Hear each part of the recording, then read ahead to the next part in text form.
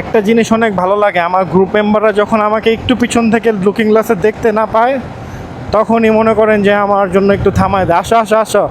এই জিনিসটা খুবই ভালো একটা জিনিস। আমি এই কারণে আমার থেকে ছোট মানুষদের সাথে চলি, মানে আমার যে ছোট ভাই ব্রাদাররা তাদের সাথে চলি।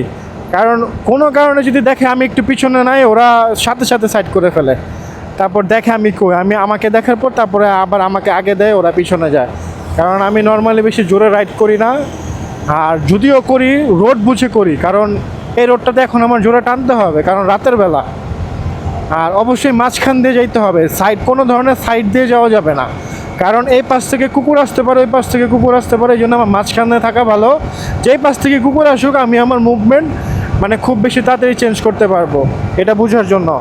আর যদি ডাকাত টাকাত আসে, ওটা সাবজেক্ট আলাদা, ওটার জন্য তো মুভমেন্ট যতই করি, যদি ওদের ফক্করে পড়ে যায় তাহলে তো পড়েই গেলাম। তাহলে মিডলে চলা ভালো।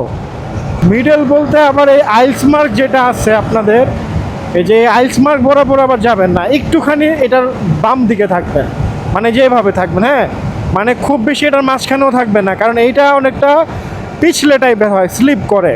তো আপনার টায়ারটা যখন এটার উপর দিয়ে যায়, বৃষ্টির দিনে বেশি স্লিপ করে, আর বৃষ্টি ছাড়াও স্লিপ করে, খুব বেশি না নর্মালি। তো এটার উপর দিয়েও যাওয়া যাবে না, একদম এটার বরাবর এইভাবে থাকবেন। আর যদি পিছন থেকে কোনো গাড়ি আপনাকে সাইড নিতে চায়, তাহলে তাকে সাইড দিয়ে আবার মিডলে চলে আসবেন।